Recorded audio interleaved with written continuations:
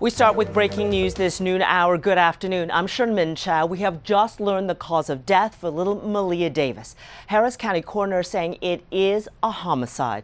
Janelle Bluda is in our Westheimer newsroom now with details. Janelle. Sherman, 6 days after her funeral, we finally have an official cause of death, and it may change the charges filed in this case. The Harris County Institute of Forensic Science released their official findings just an hour ago. Maleah's cause of death was homicidal violence, and her death is officially ruled a homicide. The only charge that has been filed so far in her death is the one charge against Maleah's stepfather, Darian Vince. Vince is currently being held at Harris County Jail for tampering with evidence, namely a corpse. Court records show his charges have not been upgraded as of now, and there are no new charges showing against anyone else.